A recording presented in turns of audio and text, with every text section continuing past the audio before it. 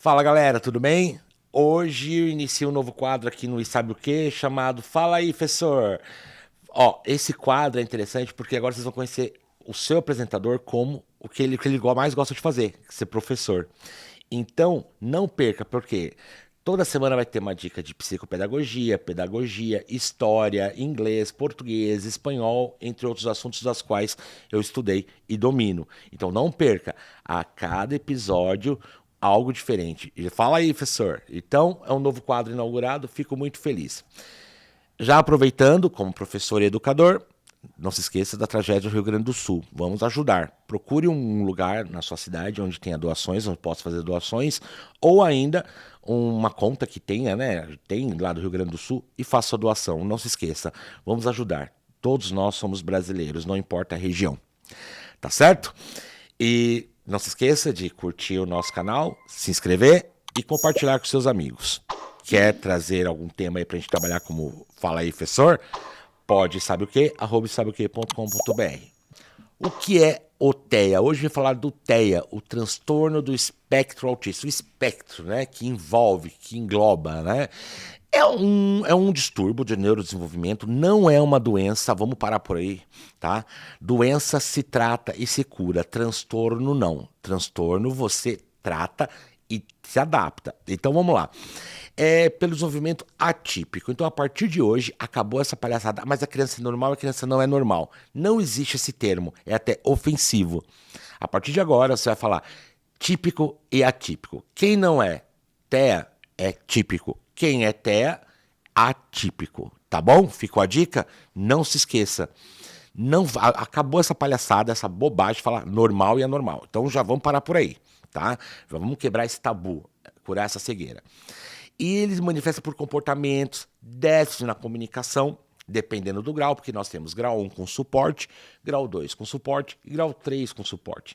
Então, quanto mais graus, mais a dificuldade que tem. Não significa que a pessoa não compreenda.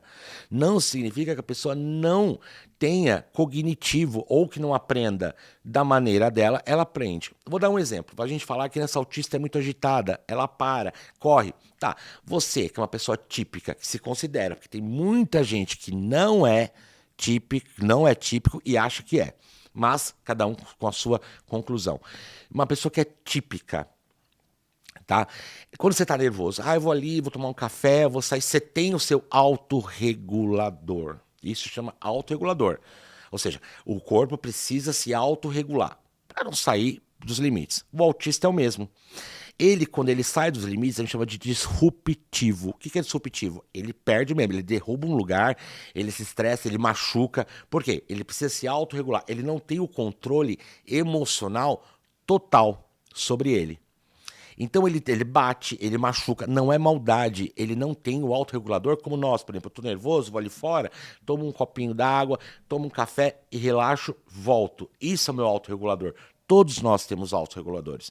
No autista, às vezes é rodar pela mesa. Meu filho, por exemplo, ele roda na mesa, fica fazendo voltas na mesa. Entendeu? Ou ele fica pulando, ou ele fica falando. Por quê? Porque a gente tem que entender que o autorregulador é o que traz a pessoa de volta. Às vezes precisa de suporte. Olha que interessante, estou trazendo a palavra suporte novamente. O que é o suporte? Um psicólogo, um terapeuta que vai ajudá-lo a trazer. Por exemplo, nas escolas tem os chamados ATs, acompanhantes terapêuticos. São psicólogos que servem como uma segunda mente. Quando vê que a criança está fazendo algo disfuncional e não adequado, esse psicólogo ele vai entrar. Fica a dica aí também. Se você tem filho, TEA, busque um atendente terapêutico, tá? As escolas não são confiáveis para deixar sozinhas. Isso é a minha dica para você como educador, tá? Então, déficit de comunicação e na interação social. Eles têm um grande problema. O TEA, ele não reconhece as feições faciais, precisam ser ensinadas. Até numa entrevista que eu dei com a Edilene, ela explica.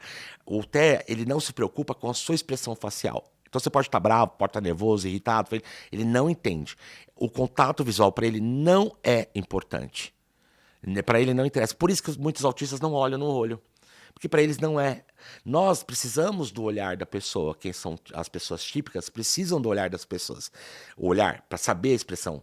Eu consigo identificar, e eu acho que muitos típicos como vocês identificar o que é quando a pessoa está nervosa, quando ela está irritada, quando ela está brava ou feliz, eles não reconhecem. Então precisa de uma terapia, que geralmente é a psicopedagogia ou a psicologia socioemocional, educacional também, que ela faz o quê? Ela traz, ela começa a mostrar para a pessoa, ensinar como que a pessoa está se sentindo.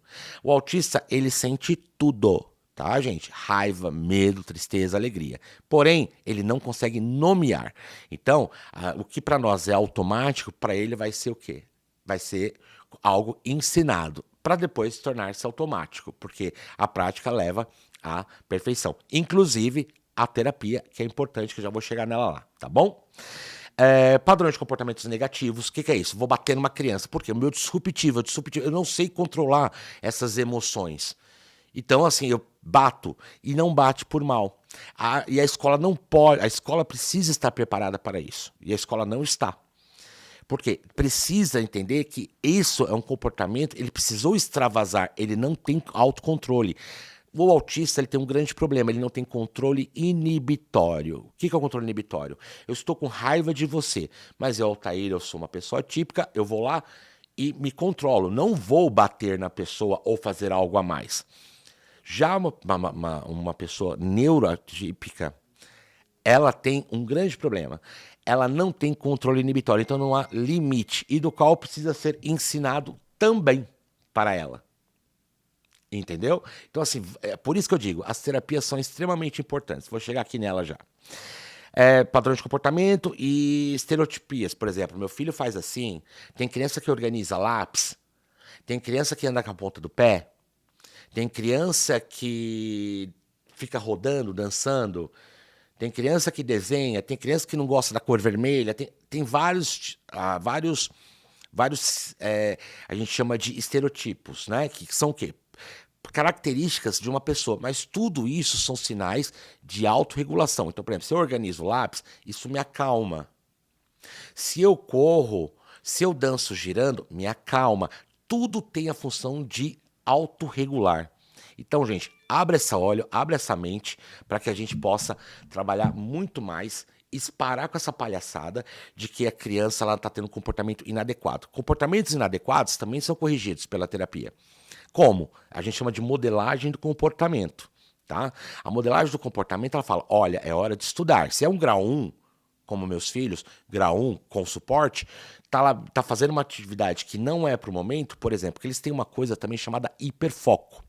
O hiperfoco é o que mais, eles não saem daquele assunto, é insuportável para quem não entende. Fica dias, horas falando do mesmo assunto. Entra agora a terapia, o terapeuta falando, olha, neste momento não é importante, vamos fazer isso, depois retorna. Isso se chama modelagem de comportamento, totalmente necessária. Tá bom? Então vamos lá, já sabemos que não existe criança normal e anormal, sim, típico e neurotípico e neuroatípico, tá? Sabemos que eles têm autorreguladores, que para alguns, ai que coisa estranha, não é estranho, é autorregulador, tá? E também agora descobrimos que eles têm estereotipos e ele tem hiperfoco. Quando eles põem algo na cabeça, eles não tiram, porque para eles aquilo é prazeroso, o que traz o prazer. É o que regula. Só que, infelizmente, as pessoas não têm paciência para escutar. E aí começam os bullying, começam outras coisas que não são agradáveis. Por isso que eu digo, tem que entender. E a minha primeira aula hoje, né, no Fala aí, professor, é sobre o TEA, porque é muito importante, porque eu sou da área também, tá bom? Dizem que tem fatores, ainda está estudos, que muitos falam já fatores genéticos, mas também tem fatores ambientais. Porque uma coisa importante dentro do TEA é a estimulação, você precisa estimular. Né? A estimular a ler, estimular a escrever, mesmo que seja um grau 3, eles aprendem da maneira deles, se adaptam. Não existem limitações, existem adaptações. Então vamos parar também com esse papo. Ai, não deixa. Que também vou chegar naquela parte chamado, que a gente chama de capacitismo, que todo mundo fala, mas ninguém entende, tá? Vamos falar do capacitismo só um minuto. O capacitismo, nesse ponto, acontecem situações que são muito importantes dentro da nossa vida. Então, por exemplo, o capacitismo é você desmerecer a capacidade da pessoa pela condição dela. Por exemplo, o autismo. Então ele é autista, ele não pode fazer tal atividade. Será? Não. Por exemplo, muitas escolas falam, não, tira ele daqui da atividade, porque essa atividade para ele não vai ser boa. Porque ele pode ficar nervoso. Muito pelo contrário, tem que colocá-lo, ele tem que entender as situações. E o capacitismo é isso. E o que mais ocorre nas escolas é o capacitismo. Então, diretor de escola, coordenador, pedagogo, professor, inclua a sua criança autista dentro do processo. Ela precisa ter a experiência para vivenciar e aí ela consegue se autorregular e entender que é um processo. E nas suas limitações, ela vai desenvolver muito bem. Cuidado com o capacitismo. Capacitismo é nojento. Capacitismo é uma das piores coisas que eu vejo nas escolas. Não exclua. O processo é incluir. Não exclua. Incluir de maneira diferente? Ok, mas incluir, tá? Aí vem. Meu filho foi diagnosticado com TEA. O que devo fazer? Primeiro de tudo, paizinho, mãezinha, o luto. Sinta o luto. Porque a psicologia ela explica. Você quer um filho ideal. Só que você tem agora um filho real. Todo mundo quer um filho ideal. Você tem um filho real. E o filho real, ele não vem com aquela propaganda de margarina, né? Aquela romantização maravilhosa. Não. E aí o que acontece? Pai que fala que não vai levar ao médico por vergonha ou por achar que não tem nada, essa pessoa é uma criminosa. Porque ela está negligenciando um tratamento do qual a criança vai ter qualidade de vida, o pai vai ter qualidade de vida, a escola vai ter qualidade de vida e a sociedade vai ter qualidade de vida. Quando você não trata uma criança com TEA, você abandona todas as razões para que ela tenha uma vida plena, dentro das limitações dela. E o pai, por orgulho ou vergonha, não quer. Não, meu filho não tem nada. Eu acho que vocês estão exagerando. Ele é um criminoso. Ele tem que ajudar. Ele tem que buscar. Por trás de um grande autista sempre tem um grande pai. Então, eu quero que vocês façam isso. Trabalhe o luto. Meu luto durou 3 anos. Eu achava que eu ia curar meu filho. E não curou. E hoje, tudo bem. Entendeu? Então, assim, gente, tratem o luto. Tratem o luto. O luto, ele é necessário. Sinta, busque terapia. Não negligencie. E não negligencie seu filho. Por uma questão sua, de vergonha, de não aceitação. Ele não tem que pagar o pato por causa disso. Segundo, busca ajuda. Busca ajuda. Temos terapias fantásticas. Denver, ABA. ABA, ela faz com que o trabalho social, fazer a criança se interagir, ter amigos. Quantos autistas aí fora não tem nada, não tem amigos, não são chamados para aniversário? Por causa do capacitismo. Ele vai destruir a festa. Será se ele tiver uma boa terapia? Será que quando chegar nessa festinha ele não vai se adequar? Claro que vai. Eu provo, eu falo porque eu tenho prova, eu vivencio isso todos os dias da minha vida, tá? Aceite que seu filho tem algo. E tudo bem. Tem gente que tem diabetes, tem gente que tem não sei o quê, tem gente que tem transtorno, tem gente que tem problema de depressão. Ele é só o TEA. É uma condição dele de viver. E não vincule a coisas negativas, muito pelo contrário. Eles têm uma coisa chamada resiliência. Sabe o que é resiliência? É o processo de superação. A gente sofre por qualquer coisa. Eles não sofrem.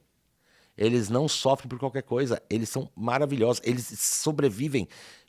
Eles não sentem. Deus é tão bom, o universo é tão bom, que dá para eles o autismo e dá para eles o dom da resiliência. A resiliência, o que ela faz? Apaga, vai para frente, segue adiante. Então, assim, não são pessoas especiais, tá? Não esqueça, o filho que você espera pode ser que não venha assim. E eu quero que vocês tenham uma dica muito importante. O amor cura, tá? O amor ajuda.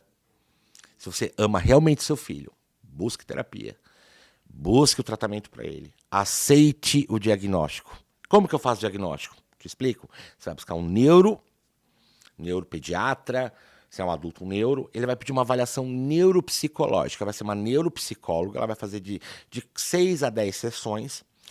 E ela vai fazer com testes, com tudo mais. A partir do momento que você tira esse teste, ela vai te dar um laudo falando, olha, tem o TEA. Tem o TDAH, tem a dislexia, provavelmente. Quem dá dislexia é mais o neuro mesmo, ou o psiquiatra. E ele vai pegar, vai levar ao médico e esse médico está laudado. Temos leis que amparam, tem leis de garantias, medicações gratuitas. Tá difícil ainda, mas o SUS tem terapias. Quanto mais cedo você iniciar o tratamento com TEA, mais fácil vai ficar o tratamento dele. Cura não existe, nem precisa ter. vai ter a melhor qualidade de vida para que ele possa ter uma vida plena. E você também, paizinho, mãezinha, ter uma vida plena. Tá? Então, essa é a dica de hoje, tá? Do Fala aí, Professor. Eu vim falar sobre o TEA, um assunto extremamente importante, atual. E, ó, conto com vocês nos próximos episódios, tá bom?